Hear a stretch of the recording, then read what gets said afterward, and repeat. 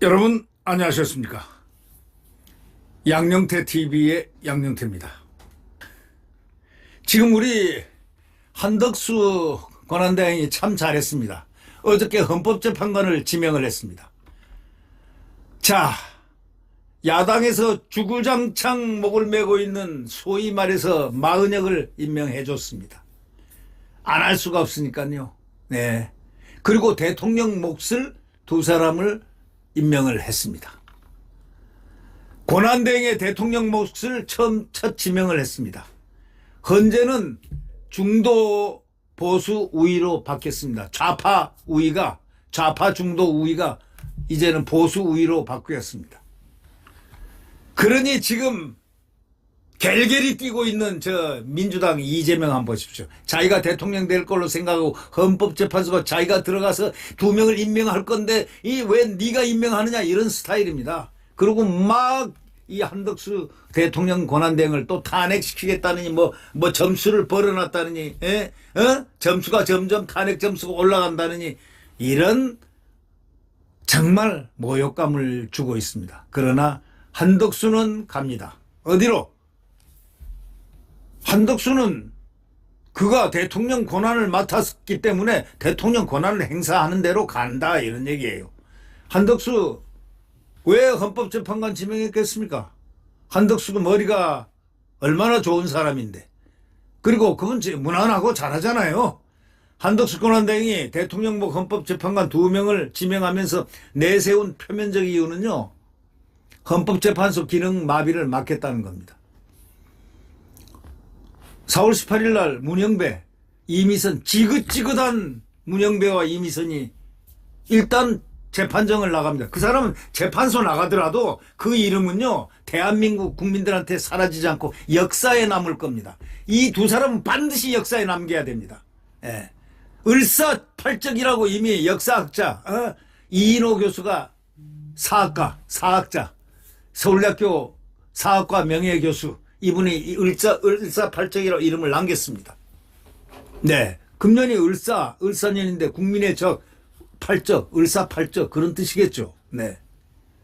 문영배 이미선 재판관이 후임 없이 퇴임하면 현재는 6인 체제가 또 되기 때문에 최소 두 달 이상 재기능할 수 없으니까 자, 이 때문에 한대행이 그동안 보류했던 마은혁도 임명해주고 2명의 새 재판관 이완규 법제처장 함상훈 서울고법 부장판사 지명해서 헌법재판소 9인 체제를 복구시키려고 한다는 바로 그 이유입니다. 그러나 정치권에서는 한대행이 헌법재판소 보수 진보 구도를 염두에 뒀을 것이라는 분석이 나옵니다. 현재 구도는 현재 구도는요. 임기를 시작하는 마은혁 재판관을 포함해서 보수, 중도 4, 진보 5명입니다. 현재는 문영배 이미선이 나가게 되면은 이완규 함상훈 후보자가 합류하면은 구도는 보수 중도가 6명이 되고 진보가 3으로 진보가 5에서 3으로 됩니다. 반면에 민주당 주장대로 한대행이 대통령복 재판관 임명을 지명하지 않은 상태에서 민주당으로 정권 교체가 될 경우 현재는 보수 중도 4, 진보가 5가 될 것으로 보입니다. 의회 권력을 민주당이 쥐고 있는 상황에서 향후 견제를 고려한다면 한대행이 탄핵 압박을 감수하더라도 재판관 지명을 강행할 수밖에 없었다는 것입니다. 한대행은 이날 두 재판관을 지명 발표하면서 사심없이 오로지 나라를 위해서 슬기로운 결정을 내리고자 최선을 다했다고 했습니다. 맞습니다. 잘했습니다.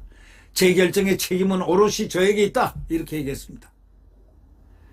한대행은요 이완규 법제처장과 함상훈 부장판사는 각각 검찰과 법원에서 요직을 거친 긴 경력을 쌓고 공평하고 공정한 판단으로 법조계 안팎에서 신망이 두터운 분들이다. 이 두 분들이야말로 우리 국민 개개인의 권리를 세심하게 살피면서 동시에 나라 전체를 위한 판결을 해 주실 수 있는 적임자들이다. 한대행은 제가 오늘 내린 결정은 그동안 여야는 물론 법률가, 언론인, 사회 원로 등 수많은 분의 의견을 듣고 숙고한 결과다. 혼자 한 거 아니다. 라는 걸 밝혔습니다. 법적 검토를 거친 뒤 오늘 오전 동료 국무위원들의 의견을 마지막으로 엿듣고 결정을 실행에 옮겼다. 이렇게 말했습니다.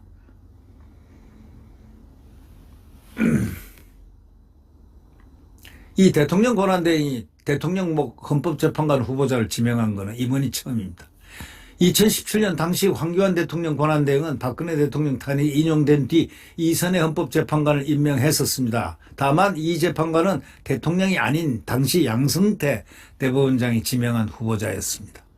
한대행이 후임을 지명함에 따라 국회는 인사청문회법에 따라 20일 안에 심사를 마쳐야 하는데 국회가 거부하면 대통령은 10일 이내에 기일을 정해 청문 경과 보고서를 재송부를 요청한 후 후임 재판관을 바로 임명할 수 있습니다. 네, 바로 임명하게 되어 있습니다.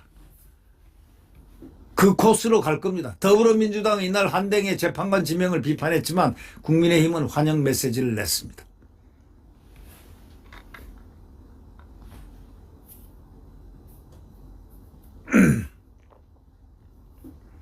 국민의힘 일각에서는 한덕수 대선 후보설까지 띄우는 분위기도 나타났습니다. 그러나 한대행은 딱 거절했습니다. 뭐 이렇게들 얘기했죠. 윤상현 의원은 정부 서울청사에서 한대행과 만나가지고 한대행의 대선 출마를 주장한 분들이 많고 저한테 물어봐달라는 사람들이 많이 있는 것도 사실이다. 지역적으로 안정감도 있고, 그거는 호남입니다. 지역적으로 안정감도 있고 풍부한 국정 경험도 있고 여러 면에서 좋은 카드다. 박수영 의원도요. 이번 선거의 최대 화두는 경제다. 한대행은 통상교섭본부장과 주미대사 등을 지낸 전문가다. 다만 한대행은 총리실 간부들에게 대선의 디귿자도 끝내지 마라 고 얘기했습니다. 대선 출마 문제는 언급하지 말라는 취지입니다. 다만 정부 안팎에서는 한대행이 평소 국정에 대한 책임감을 강조했다는 점에서 미국과의 통상전쟁 등을 대응하기 위해 대선에 나서야 할 상황이 올 수도 있다는 말도 나오고 있습니다. 그러나 현재까지는 전혀 본인은 막무가내입니다. 네. 대선 나오고 안 나오고는 본인의 결정이니까 뭐 왈가왈부 있겠습니까? 그러나 우리는 많은 것을 보았고 많은 것을 이 부당하고 많은 것을 이 헌법재판소를 통해서 보면서 이 나라가 이래서는 안 된다라는 문제가 지금 제기되고 있어요. 사법부 이건 이대로 돼서는 안 된다. 이게 사법부가 아니다. 우리가 믿었던 사법부가 아니었다는 사실을 알고 국민들은 지금 망연자실하고 있다. 근데 국민들이 망연자실만 하고 있을까 보냐? 국민들은 결코 사법부가 이렇게 마음대로 하는 것을 국민을 놀리고 국민이 뽑은 대통령을 갖다가 일거에 그냥 법과 원칙과 공정과 공정한 절차와 정치 중립적인 그런 상황에서 심판하지 않고 자의적으로 민주당의 편을 드는 듯한 느낌을 국민들에게 주면서 엉터리 같은 판단을 하지 않았을까 하고 국민들은 분노를 하고 있는 겁니다. 다들 승복한다? 국민 누가 승복해요? 당신들이 좋아하는 사람들이나 승복하지. 나는 승복 안 해요. 나뿐이에요? 아니에요. 대한민국 국민이 무조건 승복하라고요?